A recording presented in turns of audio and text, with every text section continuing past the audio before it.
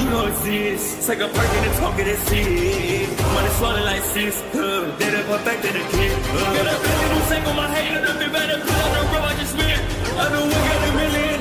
The devil, they shit ain't not cheaper than Hello and welcome back, fellow anime lovers, to MangaMuse. I am delighted to have you join us once again in the world of fanfiction and fantasy. This is the first part of What If Naruto Enters Assassin's Creed. Special note, this fanfic is written in a masterpiece of SomeDamn author on FANFICTIONnet. Do check and support the author too. Now smash the like, share and subscribe button for more. Also press the bell icon so that you never miss such great parts. Thanks for the introduction. Now let's dive into the world. The first rays of the sun were just piercing the windows. The stars were waging a losing battle against the sky. The air was so cold it could bite. And somewhere in the fortress town, a young boy was already making his way through the rooftops. TCH, this is getting easier every day. He brought his hand in front of his face as he sprinted noiselessly through the rooftops. The cold air whipping his visage felt vaguely pleasant. There wasn't even a hint of his being bothered by the cold as he traversed his daily routine. His running was neither hurried nor forceful, yet it wasn't the lazy jog he'd seen many people commit to. The sure-footed manner in which he sprinted indicated a startling lack of ignorance in the art. Wetting his lips, he let his eyes adjust to the lighting. A deep, dark blue encroached only by the periodically positioned torches, the shadows cast by them slowly fading. He grunted as he jumped and landed onto a relatively empty area, a training ground. The Parker hadn't even scraped his seemingly endless stamina. Drawing a breath, the boy looked up to see someone was already there, another young boy his age. Similar in height and physique, the two boys were apparently expecting each other. No words were exchanged. Two pairs of eyes met momentarily. Ready, they were off, sparring lightly. Feeling rusty. You wish, kid. The silence that seemed to hang in the air was only interrupted by the odd grunt and the gasps. Cold and gray at first sight, their fortress town was by no means what it looked like. The houses and the trees seemed to blend into each other, and there was never lack of shade. The cool, calm air of peace was never disturbed. Done. 15 minutes later, Uzumaki Naruto's opponent was panting. Naruto was clutching his sides. He'd been jabbed a few times, but he'd landed a few good ones too. Let's go, the blonde-haired boy said. You know what master'll do if we're late. His opponent, the boy named Darim, chuckled. Altair Ibn Layahad did have that effect on those he trained. The master silently observed the two boys standing before him. A light smile graced his usually stoic features. Dressed in a flawless white robe, the man had a regal, graceful aura to him. The young boy wasn't a native of Masyaf. No, he was merely a hostage captured and taken on one of his quests. At least that was what his report said. What surprised him was the fact that the boy had come willingly. And soon enough, the master had realized that there was more to the boy than met the eye. He was no longer merely a hostage. At age 13, he had grown up to a fine young teen. Now, however, the time had come to dispel him from their ranks. The time had come for the boy to return to his village, a far-off place somewhere in the east. He was glad Darim had decided to befriend the energetic young boy. It was hard to tell now if the two were brothers or not. Today's an important day, young assassin, he said, watching the boy closely. The boy panted in reply, as he clenched and unclenched his fingers. The fortress town of Masyaf was known for its merciless cold. His fingers were burning out of numbness. He smiled softly, yet the excitement was evident in his electric blue eyes. Tell me your name. Altair's voice was the same it had always been, low and serene. The boy lifted his head, and his blonde hair shook lightly. Master Altair, he paused. My name is Uzumaki Naruto. He cocked his wrist, and a small, lithe blade descended with a barely audible schnick. Nothing is true, the boy smiled, and the man nodded. Everything is permitted. With the cry of an eagle piercing the air, Naruto leapt from the platform he was standing on. And as the wind caressed his face, the boy grinned, repeating the sacred words. Nothing is true, everything is permitted. He was leaving his life behind yet again. The hostage would return yet. Masyaf was by no means an ordinary settlement, for it housed them. In the midst of the myriad of houses, shops and trees, certain men trod the dry soil of Masyaf. Ever alert, ever watchful, with senses trained to asymptotic perfection, these men were shrouded in their own wars, caught up in their darkness. A darkness that was unforgiving, with a future that held just the faintest glimmer of hope. But now, as dawn slowly gave way to day, Masyaf rose to embrace its hostage, unmindful of the fact that the plan had been set in motion. A course of events would unfold that would shake the very foundations of humanity. The board was set, and the pieces were ready: the sneak, the knave, the thief, the wit, the warrior. The shadow of two hands seemed to hover above them, each on opposite sides. Altair Ibn Layahad couldn't help but smile as the young assassin performed his final leap of faith at Masyaf. It was a reminder of how far Uzumaki Naruto had come from being a stranger to Masyaf to becoming a full-fledged assassin, and also of how close the master had become to the blonde-haired young man. 6 years ago, Altair frowned at the scene taking place below him. He'd journeyed far from Masyaf at the word of the head of a strange village hidden in the leaf, as they called it. He had received a letter containing a mysterious symbol on the envelope, and on opening it, discovered it was a request. The head of this village, apparently calling himself the Hawkeye, was requesting, no, entreating him to perform a certain task, whose details surprised Altair to no end. The letter stated that, 12 years ago, the nine-tailed demon fox hadn't been killed. Instead, it had been defeated, and sealed inside, of all things, a newborn. Altair had known about the nine-tailed demon fox that had tormented the Land of Fire 12 years ago. The assassin's efficient and widespread intelligence network had conveyed to him the news of a powerful blonde-haired man, presumably the leader of the group of people putting an end to that which had been tormenting. And then, years later, this letter had arrived, telling him news that shook him, although, for Altair Ibn Layahad, events in the faraway Land of Fire were of little and no concern. Never in his wildest dreams could the master have imagined that this village would commit the monstrosity of sealing the demon in a child. And then there was the request. For reasons unknown, the Hawkeye wanted him, Altair, to spirit off the child, and make it look like a kidnapping. The letter stated that, once the child became 13 years old, he would have to return to Konoha, and any other explanations would be given later. For Altair, the letter couldn't have come as more of a surprise. His curiosity was piqued. The specification of the request was highly unusual, not to mention the person who had written this. Why did he, the current leader of the assassin order at Masyaf, have any obligation to lend his hand? Looking back, Altair could never pinpoint what had led him towards the boy. Something in the tone of the letter, the bearing with which this man had written the letter felt compelling. He felt that this man could be trusted, and he was not lying. Altair was not one to trust easily, but this letter had piqued his interest. And so, much to the protests of Maria and Darim, Altair had decided to make the journey to the Land of Fire, on the words of the Hawkeye.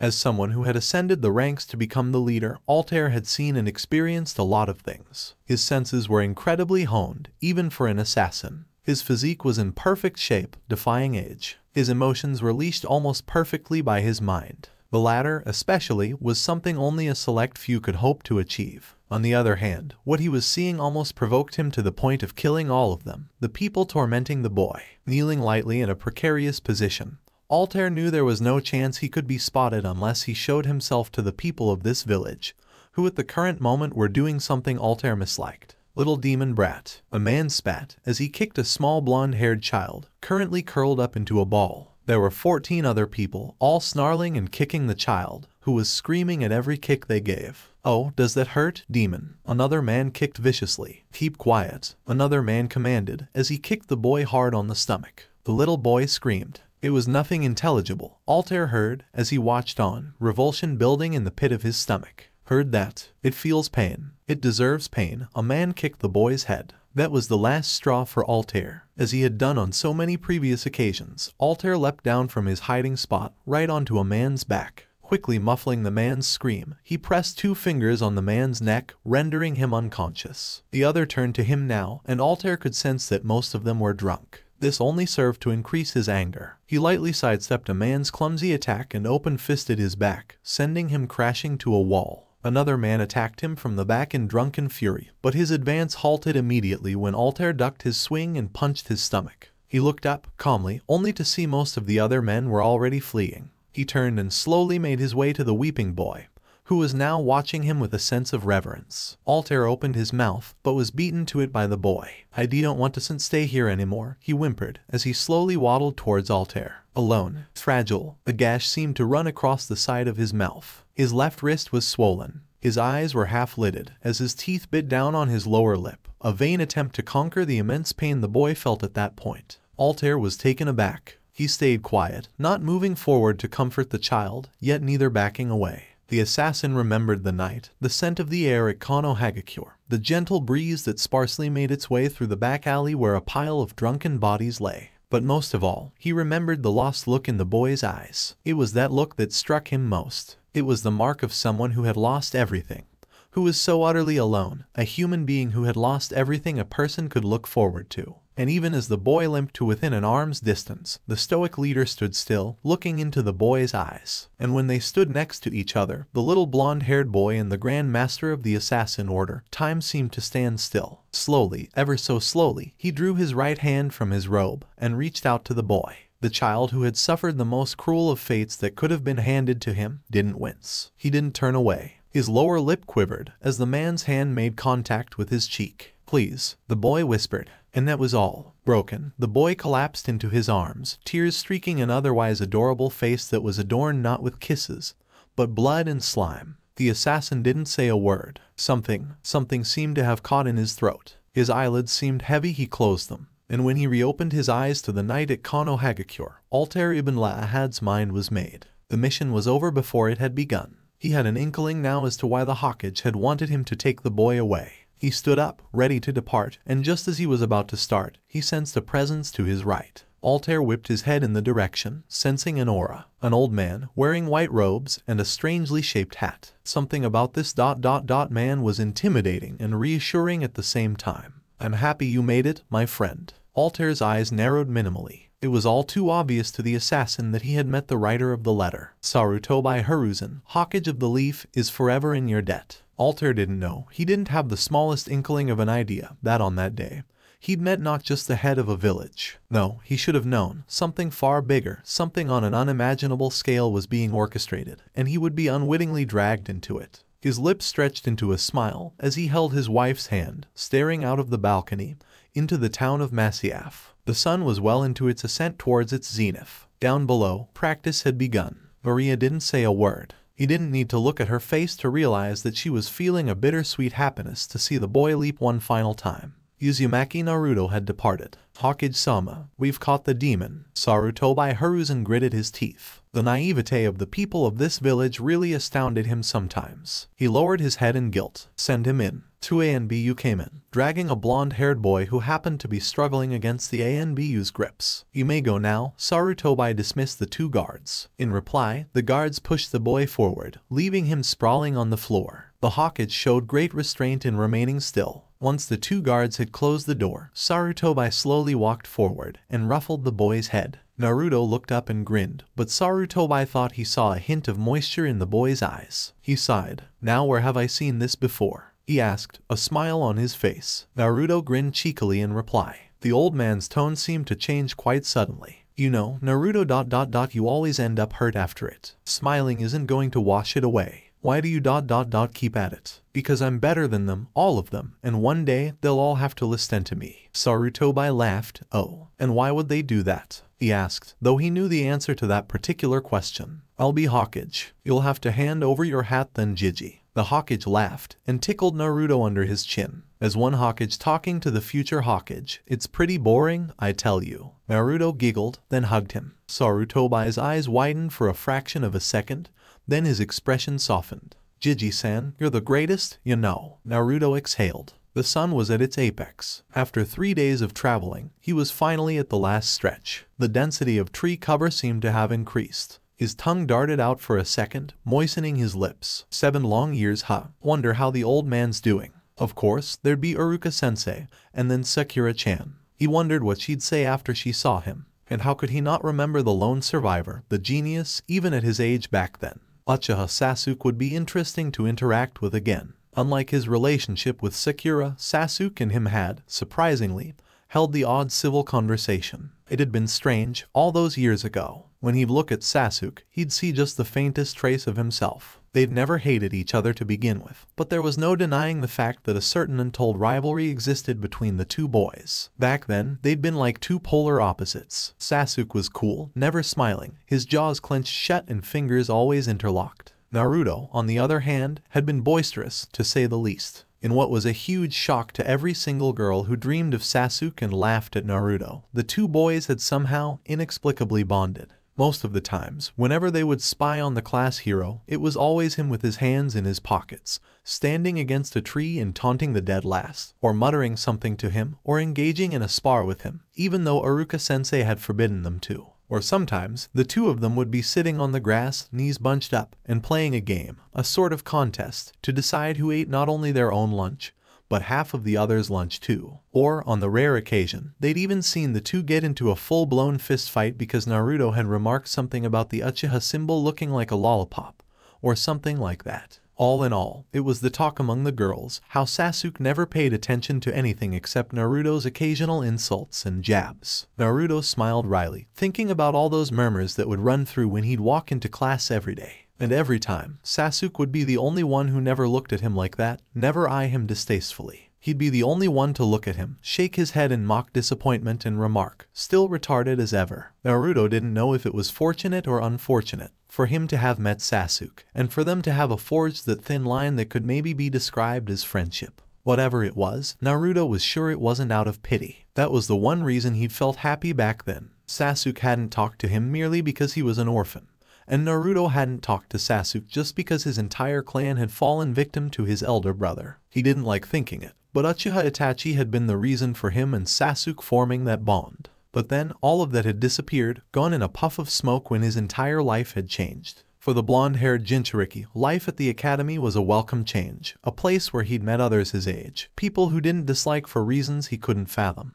He'd treasured the time he spent there. Life outside was, well, he couldn't describe it as harsh, for initially, that was the only life he'd known. Stay away from the people who are dangerous to you. Seek help from the ones who would lend the same common instinct that was hardwired into any human being. He had grown up knowing naught but danger around every turn, stares and malicious whispers around every corner, and it had influenced the way he would eventually turn out. Even as a small, dirty boy running around in clothes too big for his size, he developed a sharp ability to sense malice, to predict what was going through someone's minds when their eyes made contact. His hearing had been trained to recognize the heavy footsteps of an inebriated citizen, or the light, rapid footsteps of a group of children playing. Uzumaki Naruto had never known a mother's kiss or a father's support. Danger was his parent. The citizens were unwittingly his teachers. Evasion, detection, and sensing were the lessons, and pain was the penalty. He didn't complain. How could he, when he still had a handful of people supporting him? And then, finally, it snapped. His life at Konohagakure dispersed like a puff of smoke. He'd woken to a slight shaking sensation. Opening his eyes, he'd stared at the clear blue sky before the inevitable "where am I now?" popped up, and the man had slowly let him down, making sure he could stand. Gray eyes seemed to look into his own. Naruto tried to smile, but it was all rather too much, too foreign for the boy. Come, there is only a short way yet to Masyaf. He tried to take in everything he was seeing. So this was where the strange man lived. It seemed some sort of fortress town. A calm, liquid silence seemed to hang in the air, with the pleasant sound of a wind instrument playing softly in the background somewhere. There was an air of calm and peace spiced with the fragrant scent of happiness. Altair, the man had told him, was his name. When Naruto had first looked the man in the eye, it was not what he had expected.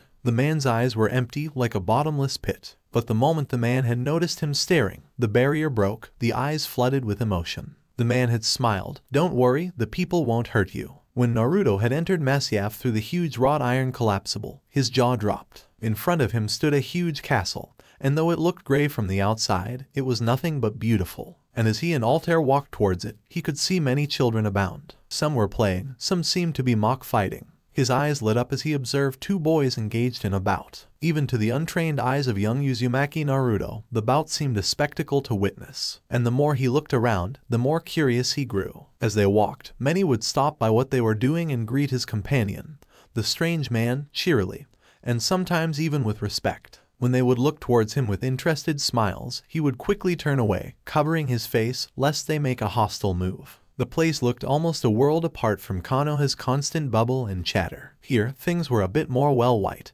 and the roads seemed very, very neat. It was cold, but not unpleasantly so. As they walked, Naruto gripped his companion's hand tighter with his little fingers. There were lots of people walking about, but none spoke too loudly, none were swearing vindictively. When they'd reached the entrance, a young woman had come out running, and embraced the strange man, before looking down at him. Her vivid blue eyes, somewhat like his own, seemed to twinkle before she asked of her husband, "So this is the boy." As she bent down and ruffled Naruto's hair, He felt a strange swooping sensation in his stomach. These people didn't even know him, and yet they seemed so kind and affectionate. Why? Who are these people? Who are you? Naruto asked of his companion. Altair's eyes seemed to dart towards his wife's before he looked down with a stoic expression. No one here will hurt you, my young friend. We are at Masyaf, my beloved home, and the home of the assassins. The little boy's eyes widened as Maria Thorpe watched the conversation with a look of interest. The boy's lips seemed to quiver before he repeated the word he'd heard only once in his life. Assassins. Altair nodded. A rare smile seemed to flash for an instant. One of us. Altair would never forget the smile that had crossed the young boy's face when he'd uttered those words. Come on, surely you can do more. Naruto gaped at his friend.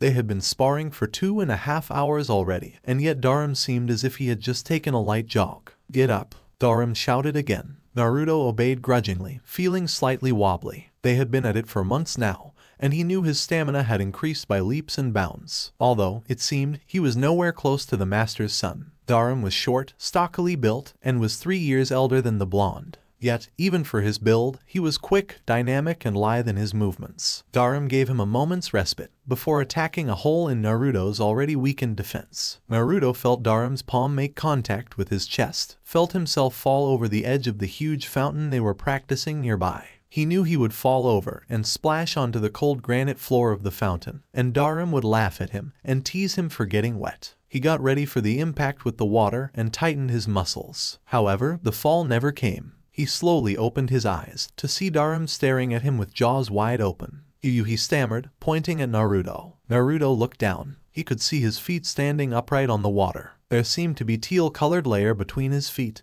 and the upper surface of the water. Chakra, he realized, with a joyful leap in his heart. So this was what the infernal instructors in the Leafs Academy were rambling on about. And then it struck him. He was able to control his chakra. He had been able to project it under his feet, out of pure instinct. And the moment this realization hit, he felt the chakra layer break, and to his dismay, he fell knee-deep into the water. Naruto grinned. The look on Darum's face had been priceless when Altair had declared that he had awakened his chakra manipulation instincts, and that it was something only he could do in the whole of Masyaf. So the meager education he had received at the Leaf turned out to be useful after all. The Leaf, Naruto thought. He didn't know what to feel when he repeated the phrase in his head. It was his true home, and in his heart, he knew that that was where he truly belonged. And suddenly, Naruto cricked his neck up, and his sprinting reduced to a jog, and soon a walk, and came to a standstill. There, in front of him, it stood, a huge gate, signifying the entrance to his home. The village hidden in the leaves, and somewhere, deep inside him, the cage seemed to resonate with the sound of a swishing tail, emulating 1,000 whispers telling of madness. Glad to be back. 7 years ago, Haruno Sakura remembered Naruto Uzumaki as the annoying baka who always got into the way of her and her Sasuke-kun. When Iruka-sensei had told everyone that Naruto had been taken somewhere else, the emotions she felt were hard to describe.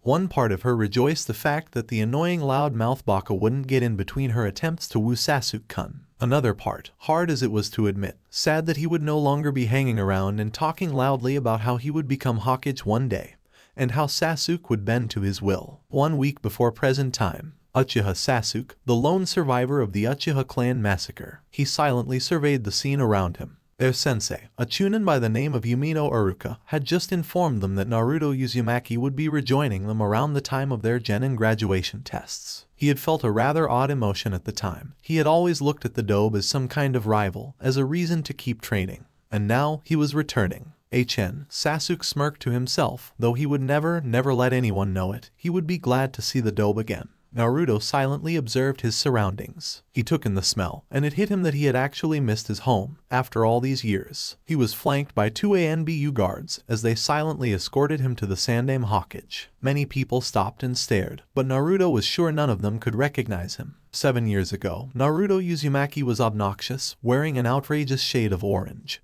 and always glared back at anyone who glared at him. 7 years from then, Naruto Uzumaki was quiet, wearing an unobtrusive gray hooded shirt, with his hood pulled up, and black pants. He had decided that his Masyaf robes drew too much attention outside of Masyaf, and had changed into a gray hoodie and pants. Keeping his gaze trained down, and his hands in his pockets, Naruto made his way to the Hokage's building. The Hokage monument loomed over them. He felt strange as he broke his stare with the ground and looked up at it. What do I feel? He walked silently into the building, relishing the fact that no one seemed to stop him. With mounting excitement, Naruto watched as the privacy seal was removed from the Hokage's doors by his secretary. He watched as the door signifying the Hokage's room swung open. He slowly stepped in, and lifted his hood and let his gaze wash over the room. And there, like on so many previous occasions, a man wearing white robes, and a pipe firmly lodged in between his jaws, stood sporting a broad smile. Jiji-sam. Both the A and BU winced out of surprise, but the Hokage didn't, even as the blonde-haired boy rushed forward and enveloped their leader in a firm hug. The SomeDamn was still sporting a wide smile as he patted the boy's back. The ANBU thought he saw a teardrop on the SomeDamm's eye, but quickly averted his gaze as the Hokage broke free of the embrace and motioned for them to leave the room. Things won't be quiet anymore, that's for sure. Event changed a bit, old man, Naruto exclaimed as he looked him up and down. The Hokage himself was impressed too. The way he sat and the way he talked exuded a serene confidence. His eyes trailed down to Naruto's covered left hand and immediately recognized the slight bulge. Lithe, yet ever so sharp and lethal, Naruto was in possession of a hidden blade. So he had become an assassin after all. The Hokage nodded. You'll be proud, Minato. He had been afraid to see how Naruto would turn after his 7-year-long stay in Masyaf, the heart of the assassin territory. But now he realized that he had had nothing to fear. He had not been ostracized, and he had not been mistreated, something he would have received abundantly had he spent that time here. He could see that the boy held a deep-rooted sentimental attachment towards Altair, the master, as he rambled on about his doings in Masyaf. Hiruzen smiled. Altair was probably the closest thing to a father figure that Naruto had in his tormented life. He was glad that this certain phase in Naruto's life had gone smoothly. He had Altair to thank for that. But now that he was back in the leaf, things would get rough again. Although, seeing Naruto, Hiruzen was confident, almost sure that it was nothing Naruto couldn't handle. Hey, are you even listening, old man? Hiruzen smiled. So, Naruto, how goes your dream of becoming Hokage? Heh, Naruto mock scoffed. I'm surprised you haven't given me your hat already. Hiruzen laughed. Oh, he'd missed Naruto sorely. Next morning, 5:30. Naruto had already woken up and lightly washed his face. The punishment for oversleeping at Masyaf was usually practicing the hidden blade routine over and over until the sun was at its zenith. At the end of it, the wrist and the antagonistic muscles in his arm would hurt like there was no tomorrow. And then, on top of that, one would have to complete the day's activities. The punishment had had the intended effect on Naruto. Even the mere thought of oversleeping seemed repulsive to him now. Not that he could sleep too well. His small apartment had been in a state of total neglect. Everything seemed to be dirty. He had been up late, cleaning, washing, and anything short of rebuilding his place. At least they had the courtesy to not trash everything. But Naruto suspected the Hokage had had a say in the matter. His sink at least seemed to be in working condition. He would have to check on his shower later. Naruto sighed as he slipped on his hood, pulled back his full arm sleeve and put the hidden blade in position. The leather coating felt comfortably light on his arm. The blade itself was invisible at this point. Naruto whispered softly, as he always did every morning. Nothing is true. A light flick of his wrist brought the hidden blade down with that familiar, almost comforting schnick. Everything is permitted. Naruto jumped out of the window. The sky was a beautiful shade of a deep blue, and a few stars were still out. The chill in the air was almost nothing compared to how cold Masyaf had been. Shaking his head quickly to clear his vision, Naruto started sprinting lightly, jumping from rooftop to rooftop. This was a lot harder at Masyaf, considering the fact that rooftops there were much farther apart, and you had to keep your eye trained to the ground. Here though, it was almost like running on land, and Naruto had no qualms. He grunted as with one final pull, he made it to the top. Slowly turning around, he took the view in. From the top of the Hokage monument, the whole village of Konoha seemed to twinkle at him, one streetlight switching off after the next, and the darkness seemed to add to its serenity. In the far eastern side, the sun was just starting its ascent. Naruto's heart leapt as a sudden gust of wind whipped against his face, pushing his fringe back. Naruto Uzumaki has returned. Konoha had changed, yet things were the same. The same smells, the woody textures, the aroma of various eateries scattered around the place. The Uzumaki was cognizant of all those things. The bustle hadn't subsided one bit. Parents reprimanding misbehaving little kids, shopkeepers shouting instructions at their aides. All the sounds seemed to mingle, conveying a general sense of life that moved, crackled, gossiped, and laughed its way through Konohagakure. Konoha was happiness. Happiness, he thought, a tinge of bitterness dancing across his mind. He hadn't been happy at Konoha before he'd left. He could have truly called Masyaf home, with the clean, white silence, far-off flutes and polite folk. And yet something had drawn him here again. Was he bitter, then? Was he angry at those that had once mistreated him, and would continue to do so if they were fully aware of him again? Somehow, the Uzumaki did not have an answer as he turned the corner. No one cocked their heads, no stares, no frowns twisting on faces that judged, on faces that knew not what the Uzumaki truly was. Konoha had changed. Naruto stopped suddenly, drawing breath. He couldn't help the smile that threatened to almost split his face in two. He was standing in front of a place very close to his heart, so close, he could even smell the damn thing. Oh, how could he have lived so long without this? They were meant to be together, a perfect match. Ramen. Ikaraku Ramen Shop. Silently sliding his hood back on, he walked into the shop quietly and sat down on one of the stools. No other customers were there. Your order. A gruff yet instantly familiar voice greeted his ears. Old man Ikaraku. Naruto didn't lift his head up yet. Say, you look new around here. Still no reply. Alright then, suit yourself. Naruto smirked. Of course he couldn't recognize him. He pulled his hood back and lifted his head up. Chuchai Ikaraku had his back turned to him. Mega combo order, beef and miso. Chuchai started. Well, it's been a long time since anyone's ordered that. In fact, not since Chuchai froze mid-speech and turned around slowly. He gulped audibly when he saw a young blonde-haired boy with startling electric blue eyes grinning back at him. Naruto. At that point, anyone outside of Ikaraku's would have thought that there was an emergency and that the village would be going to war anytime soon. Naruto, meanwhile, was smothered by a bone-crushing embrace, administered by one Chuchai Ikaraku. So you've returned after all. I can't believe it. After all these years, eh? Whoa, Chuchai-san, you must have missed me pretty badly, Naruto managed, massaging his torso. Of course, Chuchai boomed. Business has been terrible without your visits, you little runt. Naruto brought a palm to his face, making a mock grimace. Time to revisit your ledgers then, geezer. You ready to hit me with all you got? You've no idea who you're talking to, Naruto boy.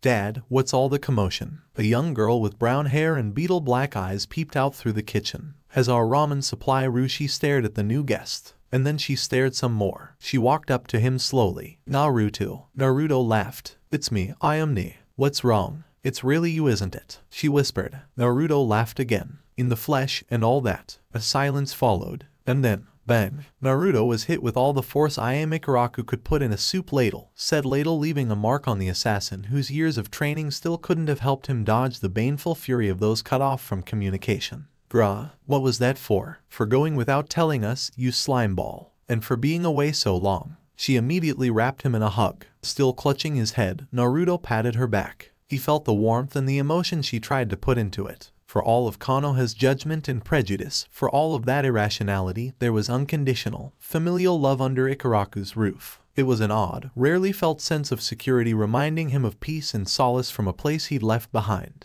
She pulled back, examining him as if he were an ornamental piece in a living room. You've changed, you know that. She turned him around, tipped his chin up, and flicked at a bit of his sideburns. Naruto grinned, clearing his throat. Yeah, no, really. I'm pretty sure I look like I'm 6, actually. HMPH. Don't get too cocky. She tugged at his cheek, making the blonde-haired boy wince as he smiled. Alright, you two, I'll be seeing you around. The old man told me to go to the academy today. I'll be meeting the old guard. Both I am and Chuchai smiled at the young boy's enthusiasm. Sure is good to see him again. Little Naruto has grown up. Huh? I am murmured to her father, eyes still trained on Naruto's receding back. He exuded a sense of newfound confidence as he walked. He sure has. It was much later when Naruto realized that he'd forgotten his ramen, and it was no surprise, really. He was far too excited for what was to come, even as he bounded across the streets towards a place from long ago. Let me see now, it should be right here. He turned the corner and a building came in sight, right under the Hawkage Monument. Not many things had changed in the academy either. There's the kanji for fire, Naruto thought as he looked at a huge kanji with a red background emblazoned on top of the entrance. And there's my tree. They've even retained the swing. Naruto's heart leapt as he saw the tree with a small swing on it. Ah, the memories. There was a young Chunin standing near the doorway, leaning on the wall. As he approached the doorway, the Chunin glanced at him. You're expected. He slipped him a card that said room 9.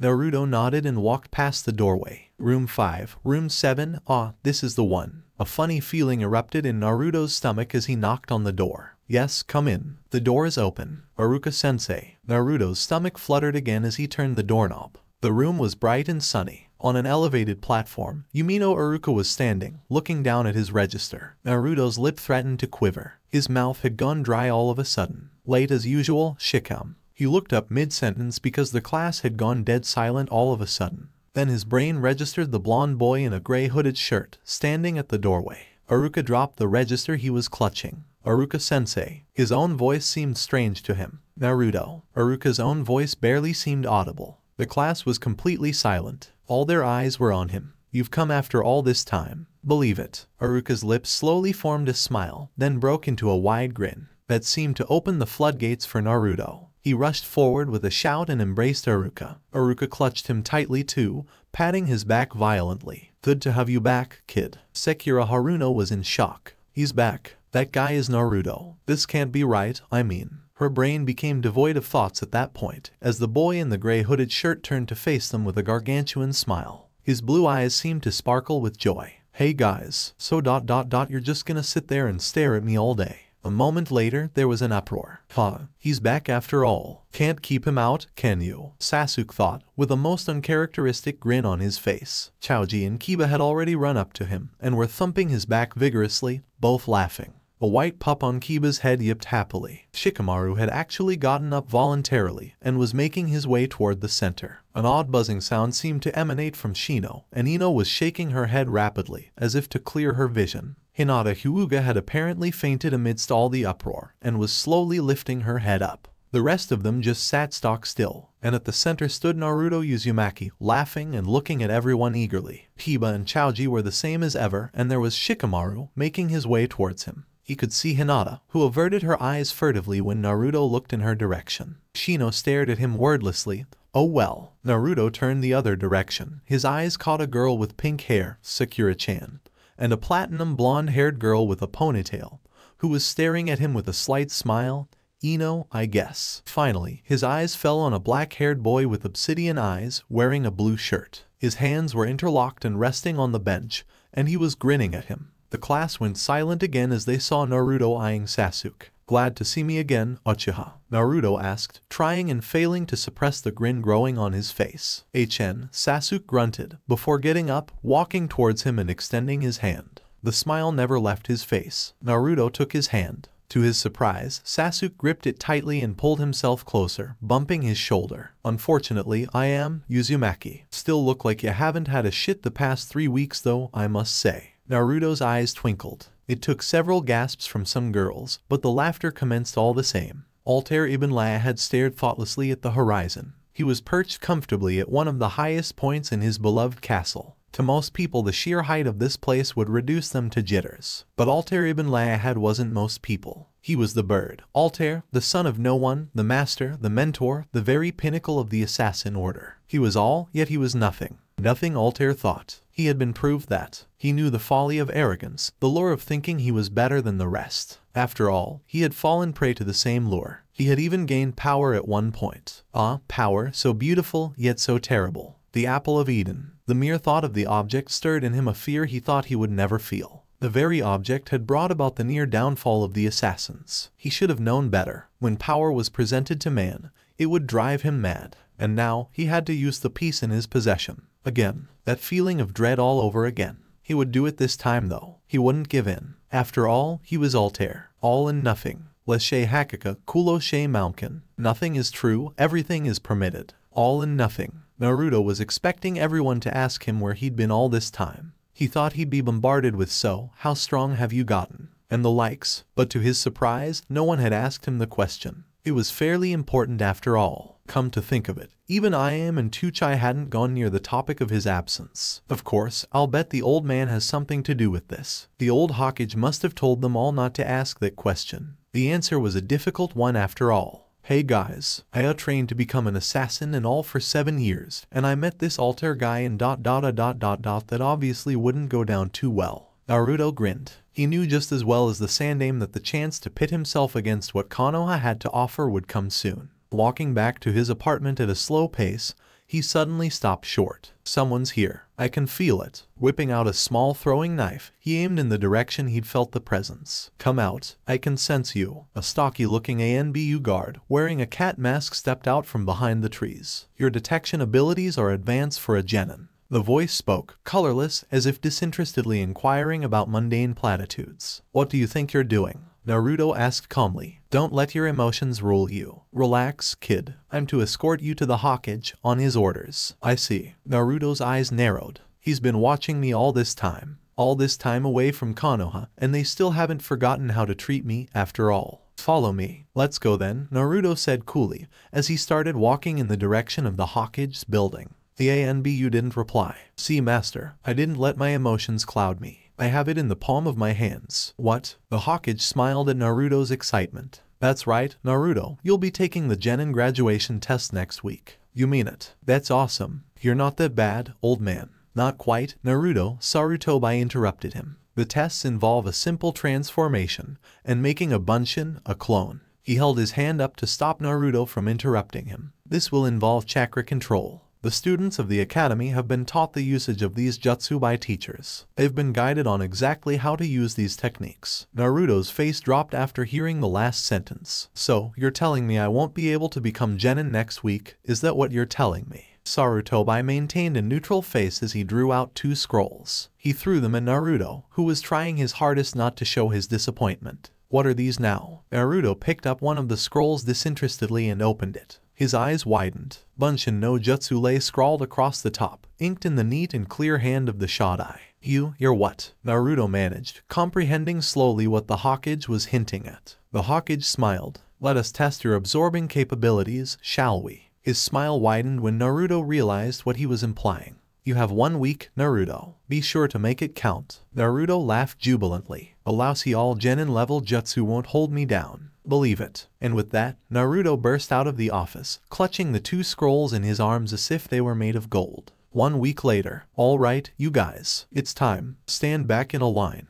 I'll call out your names one by one. Yumino Aruka announced to the students. There was a general air of quiet nervousness at the Genin tests. The usually boisterous and noisy atmosphere of the common grounds was gone. Several markings had been made with chalk on the ground and the target stood still in the center. You'll be marked on how well you throw your kunai. Of course, this time your target will be much farther than before. As you know, this is the first part of a 2-tier exam. Provided you pass in both parts, you'll be made Genin. Aruka Yumino smiled inwardly. The way he phrased his words made it sound difficult. In reality, he knew all of them would pass. They had to. This year's batch comprised the most talented young students Leaf had seen. In fact, the only one who he actually worried about was Naruto, the hostage who'd returned. 1 week had passed since Naruto had received the scroll from the Hokage. Day and night he'd pored over the scrolls. He'd even written notes, spending hours and hours under Ikaraku Ramen's awning, much to Tuchai and Iam's curiosity. If Naruto was proud of himself for something, it was for how much time he could devote to what he set his mind to.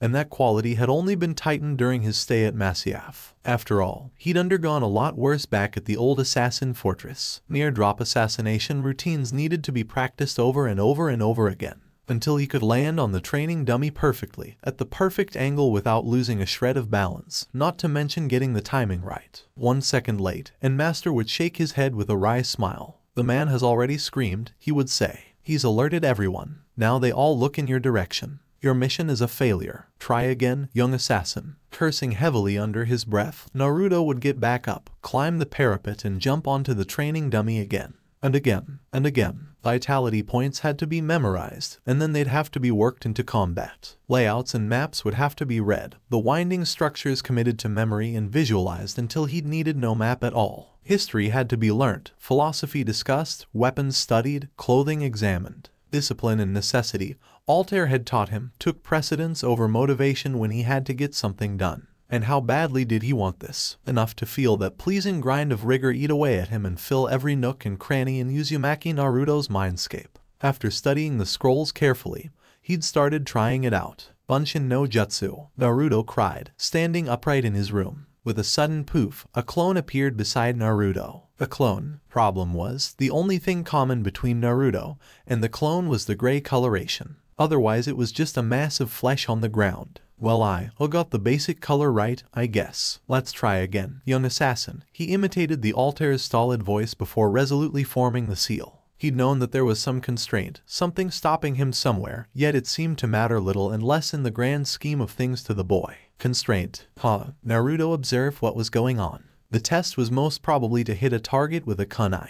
The target seemed to be at an appreciable distance. Baruka-sensei was holding a tray with an assortment of kunai in it. Damn you, you could have warned me, old man. Then a nasty thought struck him. Up until now, he was always trained at throwing knives at a target. A kunai was nowhere close to being a weapon for an assassin. Naruto cursed under his breath. Yeah, this was just what he wanted, to embarrass himself in front of everyone. Alright now, settle down, Iruka called. First up, we have Chouji Akamichi. Chouji, a stout boy from the Akamichi clan, ambled up. Here, Iruka offered him the tray. Chouji picked up a kunai. Alright, you may start. Chouji held up the kunai by the blade, keeping his palm flat, with the eye of the handle pointing towards the target. Naruto saw him breathe in, bend his elbows, and still keeping his wrists straight, throw the kunai. In the last second, however, Naruto observed a twitch of his wrist, and sure enough, the kunai just managed to hit the target. Iruka nodded, and his fellow examiner, Mizuki, a chunin, jotted down his score. Chouji, apparently relieved that he'd hit the target, shrugged and walked back.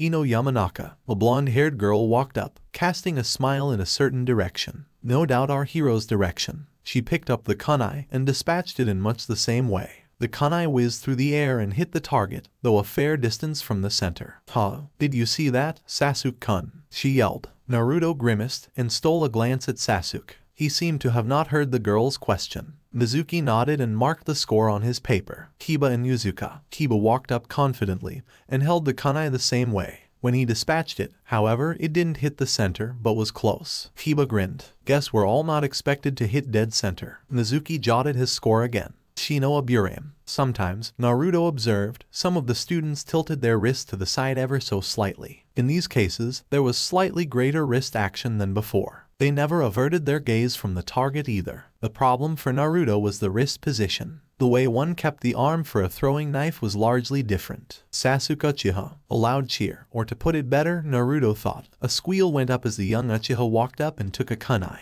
He locked his eyes on the target, positioned his kunai, and threw it perfectly. And sure enough, thunk, the kunai had hit the center. The boy smirked and looked at Naruto. It was clear what the look meant. Think you can beat that, dope? Wipe that smirk off. Naruto smirked back, although somewhere in the pit of his stomach, he had a bad feeling about this. Naruto Uzumaki. The ground went dead silent as he walked up to Iruka and collected the kunai. The metal seemed cold in his palm, way heavier than the assassin throwing knife. He closed his eyes. An image of Sasuke swam into his head. Eyes looked on the kunai, knees and elbow locked in position. He copied the stance, trying to nail the wrist position to anything that closely resembled the others. Alright Naruto, you may begin. Keeping his eyes on the target, Naruto threw. The class erupted in a gale of laughter. The kunai had missed. What was that? Kiba managed to wheeze, clutching his sides, amidst laughter. Mizuki was nodding his head. Everyone seemed to be laughing. He exhaled. A litany of damn it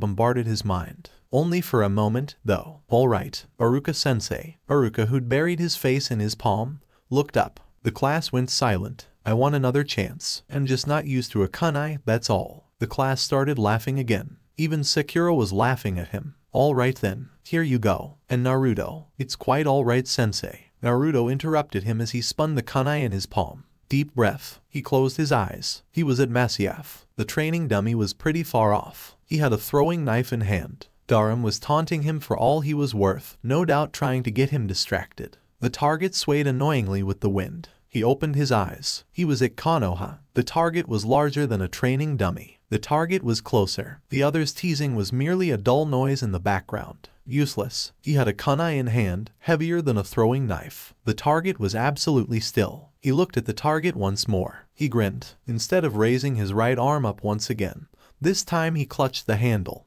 and kept the blade of the kunai facing diagonally downward, a few inches in front of his torso. The laughter seemed to intensify. Hey, Naruto, what kind of grip is that? All of them were in fits now. Naruto Uzumaki can't hold a kunai. Naruto grinned again. He turned sideways, looking straight at Sasuke. He smirked at him, still keeping his gaze trained on Sasuke. He swung his whole arm sideways, without flicking his wrist. Naruto, Iruka began weakly. You need to face the target, it's the furs. Thunk. For the second time that day, the kunai had hit dead center. Pass. Naruto grinned widely, and finally let out a laugh. Oh, the looks on their faces. Iruka cleared his throat. All of them were assembled in the academy halls. Iruka had told the students that their second and final genin graduation test would be a direct test of the henge and the bunshin, a transformation and a clone. A henge and a bunshin. Wonder how Naruto will do those. I mean, he's never learnt it, has he? Sekira stole a glance at Naruto. He was currently leaning on the wall, with his hands in his pocket and his eyes closed. Everyone were still talking about Naruto's latest feat. Naruto suddenly opened his eyes, and when he caught her staring, gave her a wide grin, making her avert her gaze furtively the moment he did so. Did he know I was staring at him? Alright, your second genin test begins now. I'll be calling out your name and you'll be walking into the room. Do your best. Alright, time to put my work to test. Uzumaki. Naruto opened his eyes slowly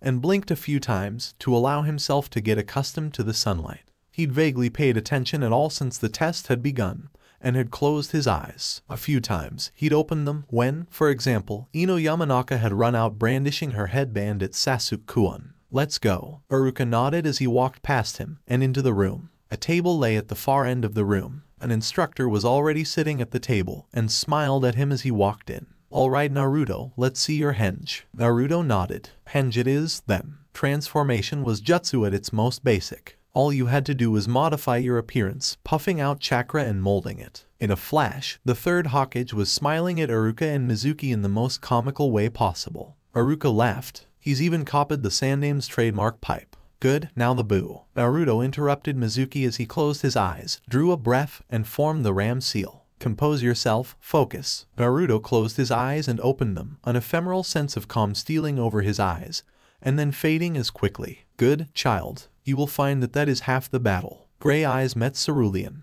You will always be faced with a task you cannot surmount immediately. You cannot run long distances. You are too weak to last a bout in combat against even an assassin trainee. You will be struck down. You will be killed. Altair stared down at the boy. Yet what is life without those constraints? So we break them down, piece by little piece. You will run a small distance today. You will fight a short bout. You will break down your problems slowly, and you will never ever stop. So, Taffel, will you ever again come to me claiming something I asked of you was difficult? The boy shook his head frantically. For the second time that day, Iruka was surprised beyond measure. The Hokage had informed him of the fact that Naruto had just received the scroll the previous week, and his bunshin may not be up to the mark yet. In front of him stood two similar Narutos, each wearing the same trademark grin. There were imperfections to Iruka's trained eye. The clone was lacking blemishes, something that a few students of his could manage, yet it was more than he could have ever asked for. Guess this shouldn't surprise me, after seeing what he did in the first test. But still, you've sure grown, haven't you, Naruto? Hey, so, does that mean I pass now? Am I a genin now? Calm down, Naruto. Iruka couldn't hold back his smile at the boy's excitement as the clone dispersed. Of course. Ha there. And Gigi said this would be hard for me. Here you go, kid. You are now officially a genin of the village hidden in the leaf. Iruka chuckled at the apparent reverence with which Naruto took his leaf headband, tying it to his forehead religiously. You finally become a genin now, Naruto. And out of nowhere, Naruto promptly bounded out of the room, without even the vaguest realization that the Chunin instructor named Mizuki had said nary a word of encouragement. Dusk was setting in at Konoha. Sitting on top of the Hokage monument, the Uzumaki couldn't have felt happier. One step closer. Hokage. He didn't know what drew him to the title. At first, it was because the Hokage was the strongest man in the village. No one be able to beat me up then. However, things had changed. He'd met Altair, the leader of the Assassin Order. Watching Altair, Naruto was filled with a strange sense of awe.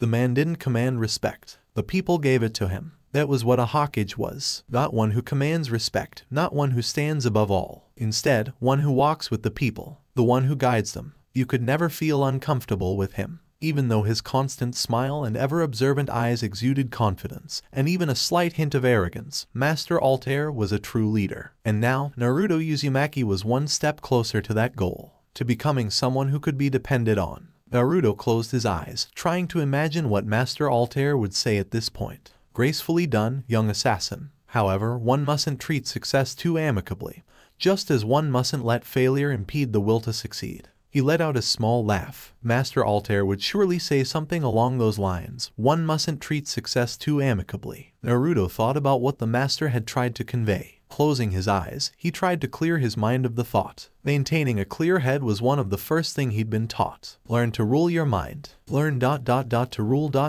your. Naruto turned his head suddenly. He thought he heard a rustle of leaves behind him in the forest. Not natural. That sound wasn't natural. Sarutobi Hiruzen was sitting in his office, expecting Yumino Iruka's report on Naruto Uzumaki's performance in the Genin graduation test. He had no doubts Naruto would pass easily at that. He'd even kept a watch on the first test to see Naruto throw. Left alone, Uzumaki Naruto was a determined albeit wild child. He'd had reasons to send the boy off to Masyaf, yet Naruto gaining an outlet to his determination, a way to channel his focus to push himself was not the primary reason, but a pleasing byproduct. At first, the old Hokage had been startled when Naruto had adopted a pose strikingly similar to an assassin poised to dispatch a throwing knife. But it made sense after all. Of course, Naruto had learnt the assassin's throwing technique, but what had impressed wasn't the proficiency of the technique. It was the way the boy had adapted the force and angling of his throw to suit the added weight of a kunai that showed off quick thinking to Sarutobi Hiruzen. Naruto had shown signs of being a quick thinker, yet the lack of focus and a method to harness had impeded him, and would have gone on to impede him had the boy remained at Konoha. Now, however, things were different. Sure enough, he'd been perfect. The door burst open. Hokage-sama. Yes. Naruto Uzumaki's report. Sarutobi cut across them, smiling. No, Hokage-sama, we have an emergency. Yumino Iruka has been found unconscious outside the academy grounds. A forbidden scroll is missing. What? The suspect is a chunin by the name of Mizuki. I've already dispatched an ANBU unit. The Hokage nodded his approval at the man's words. The lower the rank of these criminals, the more reckless they acted. An ANBU unit was well prepared to care of this anomaly. Then, Hokage-sama, the suspect has been found in the forest near the Hokage monument. He's currently in confrontation with... Yes, tell me. The Hokage barked at the panting man. He seemed to be quivering lightly. With the Uzumaki boy, Hokage-sama. The boy. When the masked guard had said the word Uzumaki, Sarutobi had stiffened. The boy what? Man. Speak. The boy. He has the demon's cloak. And the man promptly retched, collapsing on all fours. The Hokage suddenly cursed loudly. How could I have been so remiss? It was here all the time. Here, he whipped out a strange seal from his shelf, and sure enough, the seal was growing red, with the kanji for one emblazoned on it. One tail. The Hokage shook his head. This matter is of my own doing. Remove the ANBU guards you have dispatched at once, and don't dispatch any more. Yes, Hokage-sama, the man bowed and retreated immediately. Naruto. Sarutobi formed a seal. He would need to summon altar here sooner than expected. The man named Mizuki was on his knees, barely holding a kunai forward with a trembling hand. Don't come any closer, demon. In front him stood a boy whose features no longer resembled that of a boy. His eyes had already become vulpine, and blood was starting to dribble from the edges of his lips. With a ripping sound, Mizuki saw his mouth tear at the edges as his canines started to expand. Just a few minutes had passed since Mizuki had told Naruto, with a sneering voice, just like the others. That sneering tone, hidden at first like, it all makes sense now. They beat me up because I'm the nine-tailed fox. It wasn't my fault. They hurt me for something I couldn't help. And suddenly, Naruto felt a sickening rage build up, starting from the pit of his stomach. Master your emotions. This rage, it feels beautiful. You control your emotions. You rule them. Who are you, young assassin? This power, I can do anything with it. But then with time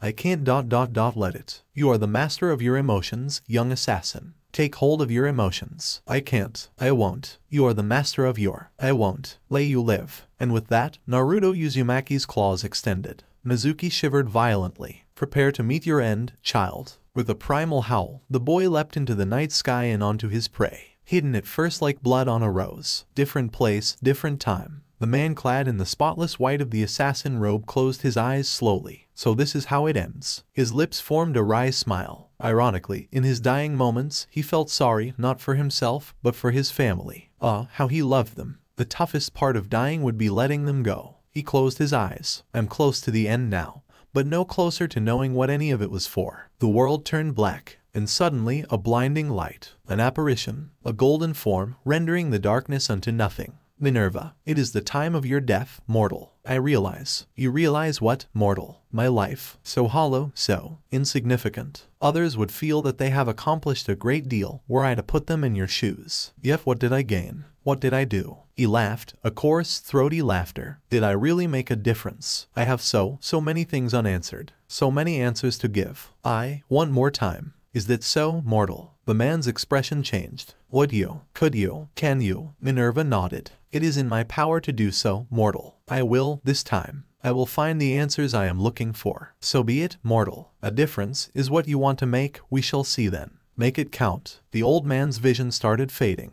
He felt his windpipe contracting. Nothing is true, the visions flashed inside his head. Revenge, yes, that was what he had wanted at first. He had wanted his enemies to pay for their injustice. So hollow, then, he had searched for answers. Answers to so many questions. The quest for revelation from this fog of ignorance. He had then taken a wife, had a family, settled down. Now, he was meeting his end. Ah, a second chance is all I ever wanted. Make it count. He felt his stomach pressing inwards, his eyes bulged. He felt a teardrop fall on his hand. Sophia, Flavia, I will miss you, but I am sure you will understand. He felt his ears compress, he felt his vision blur one final time. And then all was darkness. The air felt light, cool. Light seems to be streaming into his eyes all at once. He got up, ever so slowly. He looked down at himself. He was dressed in familiar assassin robes.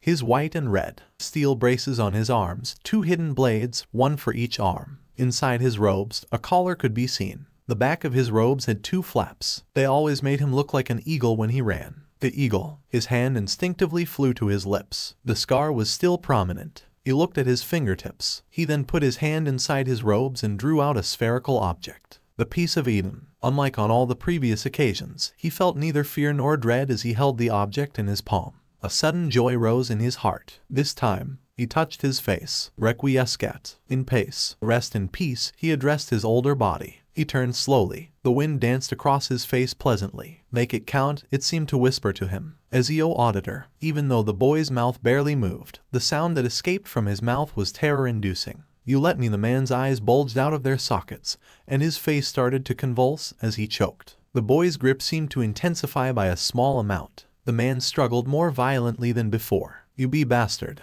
The boy's smile dropped slightly as he intensified his hold yet again. Let him go. Sensing a presence, the boy turned around quickly, with the man still at his mercy. An old man, dressed in white, with a grim expression on his face. Phew. The boy couldn't explain it, but that rage seemed to ignite once more. This man, standing before him, calm and collected with composure etched on his old, wrinkled face. Let him go, Naruto. The boy growled. Every word the man uttered seemed to have a strange effect on him. Please, Naruto. You mustn't succumb. Succumb to what? This power? Why not? After all, this was the reason he'd been shunned by everyone. Isolated, every single day of his life. It was only fair that he turned to that same power someday. Naruto, you must listen to me. You are Naruto Uzumaki. What is your goal? The boy felt a sudden white-hot pain in his head. What was his goal? To become? No. A voice seemed to scream back at him inside his head. Crush him. That same blinding pain, yet again. Fleeting, but so painful. The boy's eyes seemed to turn a shade blue, but only for a short moment. When he felt the pain a third time, he couldn't hold it in any longer. The boy's claws extended, and with a sickening crunch, ruptured the man's windpipe as if it were a piece of paper. The man's gasps reached a crescendo. Blood poured out of his throat, and at that same instant, the hawkage moved, faster than anyone had seen, drawing a piece of paper from his robes. Before the boy could fathom his actions, he stuck the piece of paper on the boy's forehead and retreated as fast as he'd advanced. Suddenly, that malicious smile playing on the boy's maw disappeared. The cloak seemed to recede. His vision seemed to fade. The seal was doing its work. I must thank Jiraiya for this. For Naruto, the pain seemed to subside. In fact, all sensation seemed to subside. He couldn't even feel his heart beating anymore. Suddenly, he was no longer in the middle of the forest near the Hawkage monument, no longer in the village hidden in the leaves. A dark place. The air was rank with something Naruto could identify, though how he didn't know. In fact, Naruto could feel hatred in the air. A small movement, a ripple. There was water around him, up to his ankles. His heart seemed to beat faster at the movement. My heart. I see. So, this must mean sure enough, out of the darkness, an eye opened. An eye, with slits for pupils, an eye that could only belong to. Naruto fell back, as the eye illuminated his surroundings. A cage seemed to separate him and a sudden wave of nausea hit him, as Naruto fell to his knees and retched. He was in his own head, in the confines of his own mind. His breathing started shallowing as the eye blinked. When it opened again, Naruto thought he could see a maw, with canines vaguely in front of him. And then it spoke. So, we finally meet, human. A knot formed in the pit of Naruto's stomach as he raised his head to see the behemoth in front of him. It took all of his resolve not to sink down on his knees again. This was the power of the 9 tails. Power? Do not make the mistake of assuming you know anything about that word. Naruto's mouth had gone completely dry, so their thoughts were connected. Here he was, standing in front of the fox of 9 tails. Impressive, human. You seem to have grasped the situation, as your type would say. Naruto took a breath. He looked up again. You're inside me. He knew their thoughts were connected. It wouldn't make a difference. It was the same. A thought crossing through his mind was the equivalent of the word uttered to the demon. The eyes seemed to leer at him. The fox bared its teeth, and Naruto's heart began beating faster still. He could feel bile rising in his throat. In the background, he thought he could hear the swish of a tail. That scum you just killed, how did it feel, human? What? Killed? I killed someone. Mizuki. A slight tinge of anger seemed to lick at his insides when the name crossed his mind. That's right. Use your hatred. Assimilate it. The boy named Asura looked down on them, a look of concern on his pure, unblemished face. Naruto's mind suddenly became oddly blank. For the first time in his life, the 9-tailed fox felt something akin to surprise. The boy looked blank for a moment, and then, he smiled. The smile seemed to smite the demon. Not gonna be that easy. Naruto maintained his smile. The fox looked at him with that condescending leer, and then it shut its eyes. Not bad, human. Naruto felt the world around him spin as he retched once more. The darkness closed in on him. The master of the assassins, Altair, paced around the confines of his room. Sooner than expected. The seal in his room had glowed momentarily, but Altair had surely seen it. A grim expression outlined his face. I have been called upon sooner than expected. What is happening? After a few minutes, the man seemed to make up his mind. Tomorrow, I shall begin journeying east. He looked fleetingly at an object in the far end of his room. This was what he had wanted. Though he'd only made up his mind now, Altair could sense. The second phase had already begun. He would do it this time. The leaf. Naruto stirred. Consciousness had found him. He slowly opened his eyes to meet those of the Hokage. Jiji, the Hokage, smiled at him, stroking his hair. I know, Naruto said. It's alright now, Naruto. Everything's fine. Naruto smiled. Those words came as a huge relief to him. To have someone tell you, assure you, that everything was alright. I'm so sorry, Naruto. Naruto felt himself being lifted. Time to get you to bed. The Hokage smiled as he started to Naruto's house, and before he knew it, Naruto was sinking into his bed. Don't worry, Naruto. We're always there for you. Naruto could sense the concern in the Hokage's voice. Sleep well. Tomorrow is your first day as a genin. Naruto couldn't explain the feeling, but joy suddenly seemed to burst forth. A genin. The genin graduation tests. How long ago had those been? They felt like a million years ago. Tomorrow, his first day as a genin. And with those thoughts, the boy finally gave in to his fatigue. The class was noisy, everyone were chattering away. Naruto wore a wide grin on his face as he walked in. No one seemed to notice him. Kiba was on one corner, rattling away happily about his awesome new technique to Shino and Chaoji, while Akamaru was snoozing contentedly on his head. Shikamaru was in the back, doing what he always did, extremely strenuous mental resting. Hinata, the shy girl with pale lavender eyes, was looking around, smiling lightly. Sasuke was sitting in his signature pose, with his hands folded across him on the table. His eyes flitted towards him when he entered, studied him momentarily and diverted back to their original position. Smiling, Naruto made his way towards his rival and flopped down onto the seat next to him. So, genin huh? Naruto punched him playfully on the shoulder. To his surprise, Sasuke unfolded his hands and looked at his forehead. Looks like they made you one too. Eager to know which team you're put on. It was common knowledge that all genin would be put in 3-man cells with one jounin sensei. It was an old concept, one implemented from the time of the Shodai.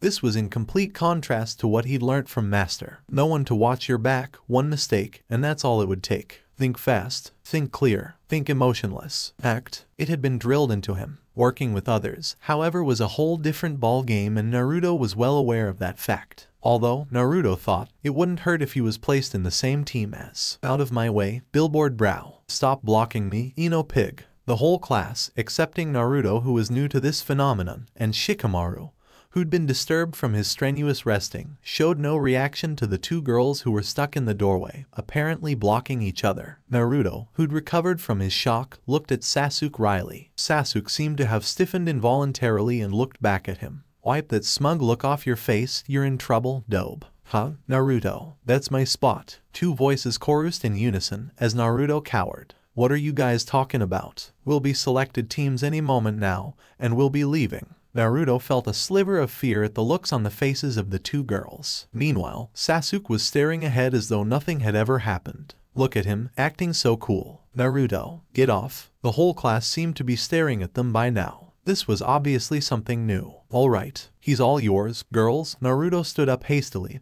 as Sasuke shot an accusing glance at him. Naruto simply shrugged and made his way over to another empty spot, ignoring the battle cries of the two girls. Naruto sat down for the second time that day. Hi, you're Hinata, aren't you? The girl's head whipped around extremely quickly, and her hands seemed to quiver. Hi, Naruto, she managed to squeak before her face started turning an unnatural shade of red. Weird, is it something I said? He was cut short of the reply though when a Chunin walked in, carrying a list. The class went deadly quiet. Sakura took her seat next to Sasuke, and Ino, glaring daggers at her, took the other side.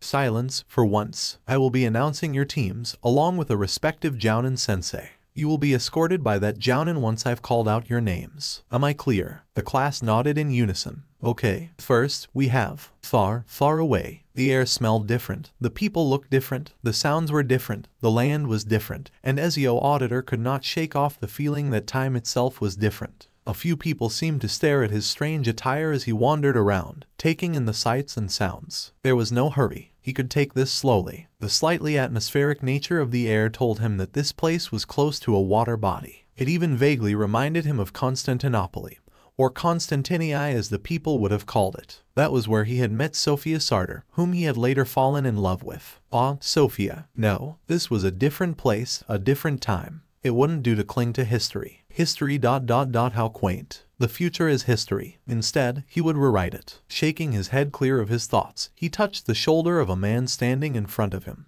Diongirno. The man shook a puzzled head at him. Different place. Good morning. The man seemed to acknowledge him this time. You look new around here. It was a booming voice that Ezio Auditor immediately took a liking to. I would. Ezio paused, contemplating how to phrase what he was about to say. Like to know where I am. The man chortled. Don't know where you are. Ezio did a perfect impression of an apologetic smile. You're in Nami no Kuni. That's Land of Waves for ya. Land of Waves. Ezio smiled, and as he walked away, he had a notion that surely something was about to happen here. Grazy, Kiba and Yuzuka, Shino Aburame and Hinata Hyuga. Kiba grinned widely. To Naruto's surprise, Hinata, whom he was sitting next to, seemed to drop her shoulders. She bit her lip, sighing. I'll see you around, Naruto-kun. She got up. Sure thing, Hinata. Take care. She seemed to turn red once again at his words. He heard footsteps and turned in his seat, craning his neck towards the doorway. A tall, light-skinned young woman with piercing red eyes entered the room. Her hair fell around her shoulders in small locks and curls, and a small smile anointed her face. Easily the most distinguishable feature was her choice of clothing.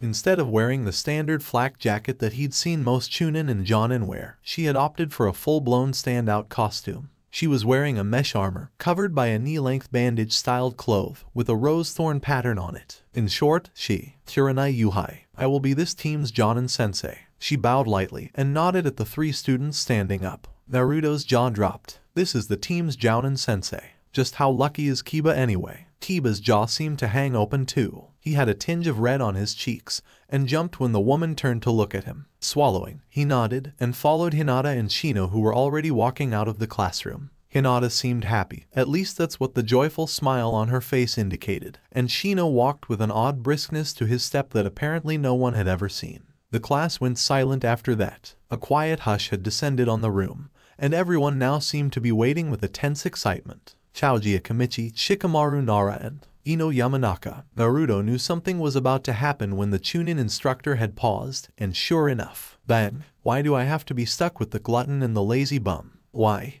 me? Me, of all people. Now, Yamanaka, you will keep silent and watch what you say. I will remind you that Shikamaru scored higher in the practicals. Your Jounin sensei will be here any minute. That seemed to do the trick for Ino, as she sat down, folded her arms firmly, and pouted. Sakura seemed to be trying to catch her eye and shoot her evil grins, but Ino was determined not to look anywhere in that direction. This time, a sturdy, stockily built man walked in, with an easy smile playing on his lips. He short, spiky hair, a beard, and wore the standard hidden leaf jacket. Curiously, Naruto noted, was that he had a strange white sash at his waist. Probably his most defining feature though was his cigarette. Wow, that's the first, and probably only other person other than the Hawkage who I've seen smoke. Speaking of the Hawkage, this guy seems. What's up? Asuma Sarutobai. I'll be your Jonin sensei, he said, his brown eyes darting between his three students. Shikamaru had a frown on his face. Ino looked happy for the moment, but Choji was the only one who cheered. All right, let's go, sensei. Asuma laughed at the boy's enthusiasm as Shikamaru got up lazily and trudged along with Ino, who shot a parting glance at Sasuke. When she realized that Sasuke wasn't looking at her, she walked off with a glum look on her face. Now, our next team will be Naruto Uzumaki, Sasuke Uchiha, and Sakura Haruno. Naruto jumped at the sound of his name. A moment later, he cheered. Brilliant, Sakura-chan's in my team, and so's Sasuke. Although, Sakura-chan still seems infatuated with Sasuke. Damn it, oh well, it could have been a lot worse. Sakura had a dreamy expression on her face. Momentarily, Naruto locked eyes with Sasuke. Sasuke smirked and nodded at him, and then turned around. We can totally kick some ass. Clearing his throat, the Chunin continued. Your Jonin sensei will be Kakashi Hadake. At that exact moment, distinct, measured footsteps seemed to echo from outside the door. The door opened to reveal a fairly tall, spiky-haired man with gray hair inclining towards his left, whose most easily distinguishable feature was the mask covering his lower face. He'd slid his hideite over his left eye. However, all this was trumped completely by the fact that the man was walked and reading a book. Kakashi Hadake. He spoke in a tone that gave off the impression of a wet rag falling benignly on the floor, all without looking away from his book. Meet me on the roof in 5 minutes. Without a word, he just disappeared in a puff of smoke. Naruto looked round quizzically. Damn, is this guy really our sensei? How come Kiba gets a sensei like that and I'm stuck with this geezer? With a shrug, he just got up and made towards the door. All eyes in the room turned to them as Naruto, Sakura and Sasuke walked out. The moment he stepped out, he turned to them. Sakura seemed slightly worried. You think he'll be a nice sensei? I mean, he seemed, Naruto looked at her and grinned. Nah, don't worry Sakura-chan. I'm sure it'll be fine. Sakura looked at him with a frown. How do you?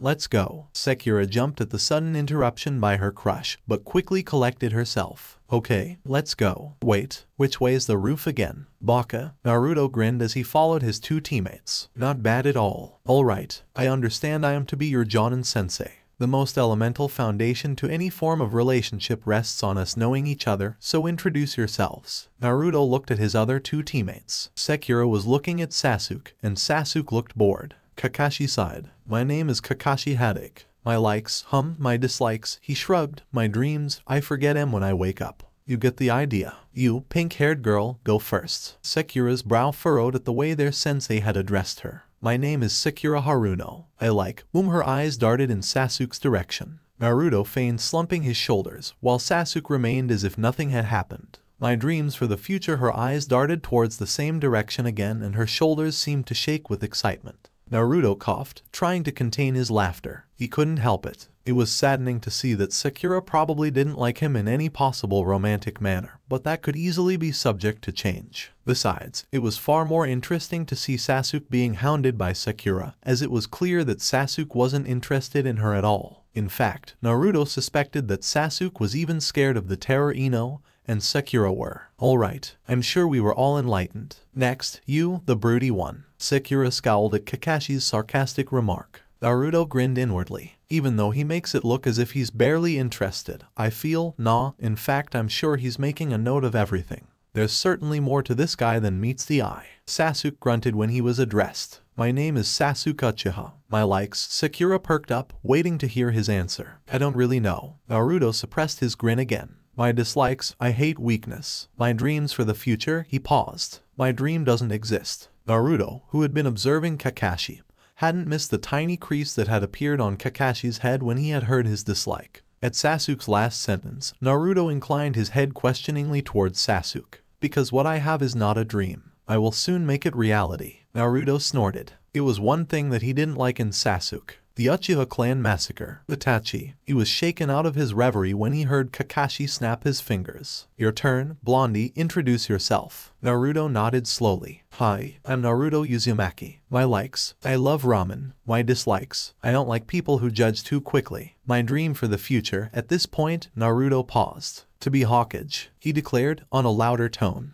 However, he drew a breath, and to find true peace. I mean, live in a world with true peace. Naruto grinned. Heh, I don't even think that qualifies as a goal. Still, it's like a wish, I guess. Kakashi Hadake's visible eye widened with surprise, though just for an instant. All other Jonin senseis were briefed on the background of each of their students. However, the databooks held nothing about Naruto Uzumaki. Even the Hokage had told him that Naruto Uzumaki would be different experience. Of course, when he had been told that, he'd taken it with a pinch of salt. Now, however, he had received his first surprise. Virtually no one he had met had told him anything on the lines of what this boy had just talked about. The goal of peace reflected upon a far greater level of maturity than what was evident from looking at the boy. But then, somehow, it fit. Looking at the boy grinning back at the Uchiha, who was scoffing at his lofty wish, looking at him smiling that way, reminded him of. Kakashi smiled suddenly, through his masked face. The three children looked questioningly at his face. Is this how you felt when you looked at me, Rin and Abido, Minato-sensei? What? Both Sakura and Naruto yelled in unison,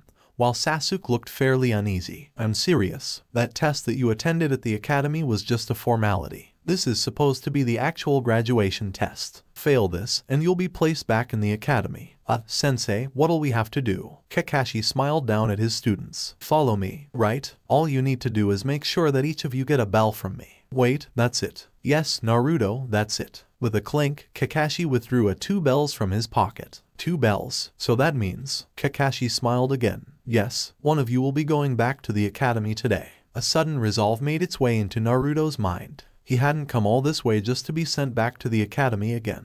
It wouldn't happen. He would show this Jonin that he would be able to retrieve a bell no matter what. Looking around, he saw Sasuke with the same determined expression that Naruto had, and Sakura with a nervous expression. Sorry, but I'm taking that bell. I want you to know that if you are not prepared to kill me, you will never even be close to getting the bell. At these words, Sakura's nervous look grew more pronounced. Meanwhile, Sasuke slipped into a stance. Begin. Sasuke and Sakura immediately leapt apart and receded into the woods. The only person left standing was. You aren't going to wait and watch like your other teammates. Kakashi maintained his even expression as he looked at Naruto. No, I was never that type. Here I come. Naruto rushed forward and Kakashi moved to meet him. Dodging his first strike, Kakashi retaliated with a closed fist to his jaw. Kakashi was taken aback when Naruto, instead of dodging it like he had expected him to, open-fisted it sideward. That's a completely different style of fighting. It was true. It almost felt as if Naruto was like water, and as Kakashi observed his movements as they fought,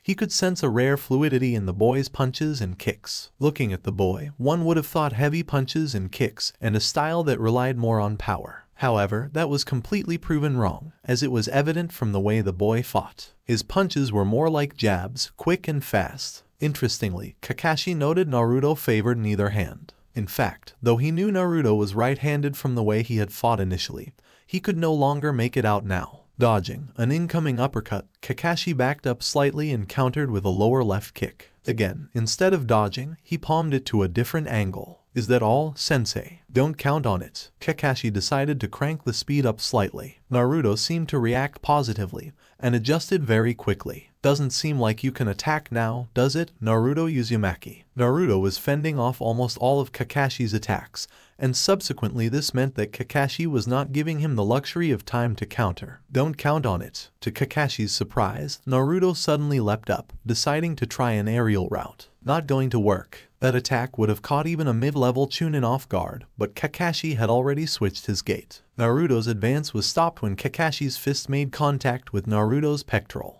That was when Kakashi received his first big surprise of the day. Naruto had apparently anticipated that one, and had angled his chest the moment he saw Kakashi's arm shooting forward. Due to the angle, Naruto was pushed towards the left in midair and had relied on that push. From the side, Naruto reached out his arm. It was still too far away to make real contact. What Kakashi had never counted on was a blade appearing from Naruto's wrist. Schnick. Gotcha. Naruto wedged the blade on the shoulder of Kakashi's green flak jacket, above the flesh, helping him pivot off it, and extend his leg to make solid contact from Kakashi's right. Kakashi recoiled as his leg hit his face and the impact threw him backward. Didn't see that coming, did ya? Kakashi stood up as if nothing had happened. Huh, I see. A blade hidden in your left wrist. Ingenious. Your fighting style itself is one I have rarely seen. I wonder where you got that blade. Oh, this. Standing a few feet apart, Naruto extended the blade and held it up to the sunlight. Kakashi observed the blade closely. The material looked completely unfamiliar. It was certainly not made in the Leaf Village.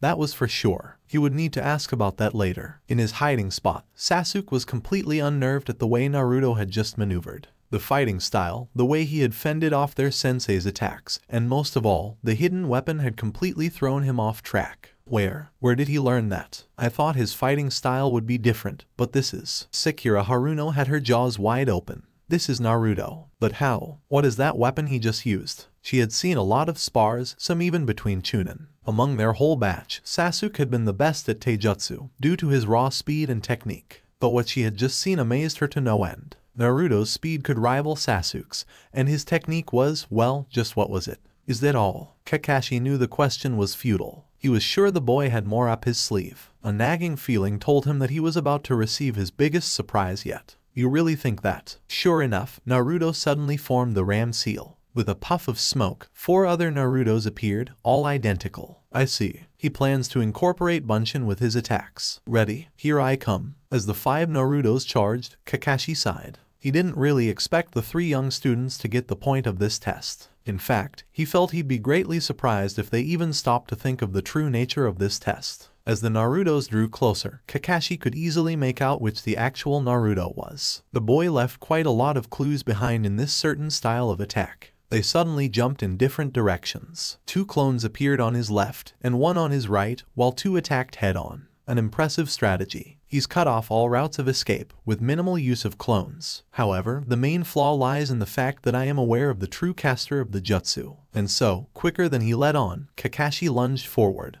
and connected square on Naruto's stomach. However, Kakashi never expected the boy to counter. The problem was, he didn't. His clone did. With a dull thunk, the 3 clones on his sides all connected, and Kakashi was thrown back again. From their respective hiding spots, both Sakura and Sasuke gasped. It's not possible. There's no way. Those are supposed to be Bunshins. They're supposed to be mere illusions. Huh, you fell for it. These clones aren't what they look like. Indeed they aren't. Kakashi slowly straightened himself and shook his neck. Extremely impressive for a genin. Not just a Bunshin, but a Kage Bunshin. I need to inquire where he learnt that jutsu. I'm almost sure it's forbidden. Meet my new jutsu. Thus crying, Naruto formed the seal once again. This time, when the smoke cleared, Kakashi thought he could see a minimum of 15 clones. I can't be slack after all. Hokage-sama was right. Kage Bunshin, attack. Naruto was lying down amongst the trees, certainly worse for wear. Damn it, I guess challenging a jounin isn't a good idea after all.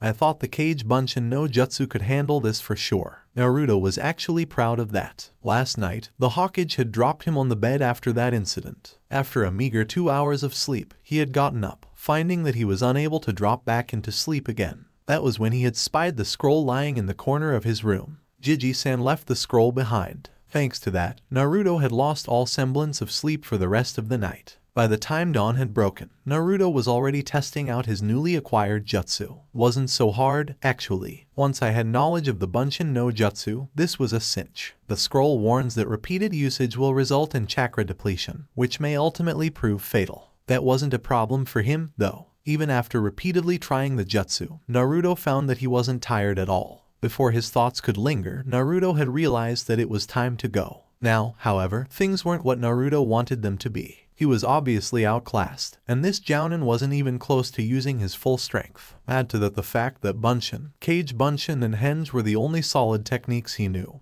He had absolutely no chance of beating Kakashi Hadake. Wonder how Sakura-chan and Sasuke are faring. Kakashi sighed, dusting his shoulders. They still hadn't figured it out. He had just finished fending down Sasuke Uchiha for the 8th time that day, and it looked as if the boy was winded now. He reflected on how different Sasuke's approach had been. His style was based on the Uchiha-style taijutsu positions. He had shown commendable technique and his speed was impressive for a genin. However, Sasuke Uchiha hadn't surprised him the way Naruto had. There was a certain unpredictability to fighting Naruto as opposed to fighting Sasuke. The girl, on the other hand, Sakura, had an easier weakness to exploit. Instead of trying to engage her in a fight, he'd decided to try a genjutsu on her. Kakashi couldn't help feeling slightly disappointed when she had succumbed to it almost immediately. All it had taken to make her faint was a visual of the Uchiha boy, bloody and battered. The girl had broken down immediately, and had fainted. Kakashi knew he was right. Sakura Haruno's infatuation towards the Uchiha boy was overriding her rational thought process. Sighing again, he turned his back on Sasuke, who was panting painfully, and retreated quickly. Oh well, time for Ika. I still haven't found out what Kirito does to Asuna after he finds her naked. Suddenly it made sense to Naruto. Of course, there is no way we can beat him individually. A genin, however talented he or she is, has no chance of beating a jonin. This wasn't a straight-up test to get a bell at all. It's a test to work together. All three of them finished. Naruto heaved a sigh of relief inwardly. The main thing he'd been worried about was whether Sasuke and Sakura would be willing to work together with him or not. However, he needn't have worried. Sasuke had already worked out what he thought too, and Sakura was apparently glad to work with them. It makes sense, right? Sasuke nodded, but Sakura still looked worried. Still, you two, do you really think we stand a chance against him? As to that, Naruto grinned and said in a playful tone. Sasuke and Sakura stared at him. Spit it out, dope. It sounds like you have a plan. Have you guys observed that book he kept reading all along? My plan centers around the fact that our sensei reads a book like that. The smirk on Sasuke's face and the embarrassed expression on Sakura's kept growing pronounced as Naruto outlined his plan. 30 degrees north of east. And this time, Kakashi was actually surprised when he turned to that direction and saw Sasuke and Sakura, both with determined expressions, and apparently ready for another round. So you're finally working together, I see. He snapped his book shut and observed them. It seemed as if they had a plan, as he couldn't see Naruto anywhere. He could anticipate the fact that they had somehow met up and were ready. He'd never admit it, but Kakashi was actually impressed that they had finally come around. Still, it won't do you any good. I hope you're ready. Kakashi was about to move into strike when he heard his name being called. Kakashi, I thought I'd find you here. He turned to see Kurenai Yuhai standing there. Kakashi almost burst out laughing, something that he rarely did. So this is their plan. I have to give the boy credit though, he's certainly pulled off a perfect Kurenai. Still, the fact that Sasuke and Sakura don't have clone of Naruto stationed with them is a clear pointer. How disappointing. For the time being, though, Kakashi decided to play along. Oh, hey Kurenai-san, it's surprising to see you here. Walking right up, Kakashi observed Kurenai Yuhai's face. Perfect. I could almost mistake him for the real Kurenai Yuhai. Impressive indeed, considering the boy hasn't seen much of her. Then, Kakashi did something that he would never even dream of doing to the real Kurenai. He stroked her stomach with his forefinger. You wanted something, isn't that right, Kurenai-san? He said, dragging out the sand purposely and smirking. That was when he got the shock of his life. Naruto Uzumaki came screaming from the clearance. We figured it out. If we work together, there's no way in hell we can lose to you. Sensei, what are doing to that lady? It took a second for the thought to process in Kakashi's brain. Wait, what the shit? Shit. He looked slowly to see Kurenai Yuhai with an absolutely murderous look on her face. Her red eyes seemed to flash dangerously, something that indicated imminent danger to one's life. You, Kakashi winced, ready to get murdered, as she screamed. You, how dare you? You, gritting her teeth, she moved closer to Kakashi's face. Kakashi's brain went numb, and his neurotransmitters started shutting down. Oh well, it was a good life while it lasted. Pervert. Her expression suddenly softened, and Kakashi's heart skipped a beat. She suddenly placed a hand on his thigh and exhaled softly near his face. That did it for Kakashi. He flew back a few meters with a massive nosebleed and promptly fainted. Naruto suddenly burst out laughing, unable to contain his mirth any longer. Sasuke started laughing too, and Sakura's right eye seemed to be twitching. Kurenai suddenly exploded in a puff of smoke. See, that's all it takes, Naruto declared, clutching his stomach from laughter. Sakura joined in on the laughter too, seeing her other two teammates give in to the absolute hilarity of what had just happened. Kakashi opened his eyes slowly. He then sat up quickly and checked for his bells. Oh, hi sensei. If you're wondering, your bells are here, Sakura said, smiling at him. She was holding a bell in her hand. He turned to look at Sasuke, who held a bell in his hand too. He then turned to look at Kurenai Yuhai, who suddenly poofed into Naruto Uzumaki. Well, hello there. How's life, sensei? Kakashi growled suddenly. So that was it. He had to admit, making a clone, and then having the clone transform into someone else was quick thinking indeed. Very well done, I must say. However, I remember saying that the one who didn't have the look what I have here. If Kakashi had thought he'd received a shock when he'd seen Naruto running out of the clearing back then, that was nothing compared to this. Naruto produced a copy, his copy of Ika Paradise, with his explosive kunai tag positioned in one of the pages, like a bookmark. Kakashi suddenly let out an uncharacteristic whimper when he saw that sight. "Oh, you want this back, don't you?" Naruto waved his book around. "It wouldn't take much, Kakashi-sensei. If you don't pass me, your book will be BL. No, don't. That's a special collector's edition. You wouldn't know its worth even if it hit you in the face. You win. You win." Sakura jumped at Kakashi's sudden violent outburst, while Sasuke and Naruto burst out laughing again.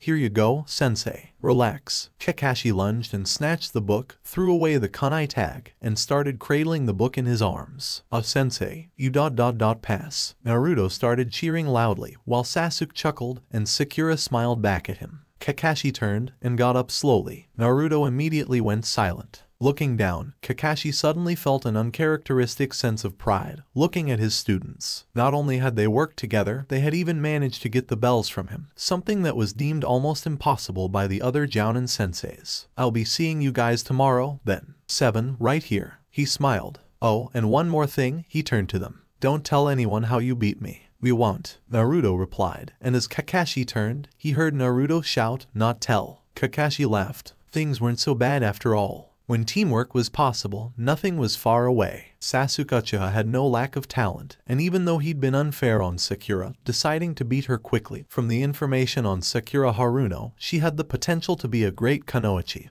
And then there was the surprise package, Naruto Uzumaki. Kakashi felt an odd tingle thinking about their possibilities. Somewhere in the back of his head, he could almost sense Minato Namikaze smiling at him. Team 7, pass. Kakashi's reply to the SomeDamn Hokage drew a comical reaction. Both the Hokage's pipe and Asuma Sarutobai's cigarette dropped to the ground. For the first time in God knew how many years, Might Guy was speechless, and Kurenai Yuhai opened and shut her mouth like a goldfish. "What? Damn, that's some team you've got there, Kakashi," Asuma exclaimed, stamping his cigarette. The Hokage chuckled knowingly. The flames of youth certainly burn very brightly among my rival's students. Well done, Kakashi." All of them winced at Might Guy's assault on their eardrums. "Yeah, Kakashi, exactly how did Naruto Uzumaki, Sakura Haruno and Sasuke Uchiha manage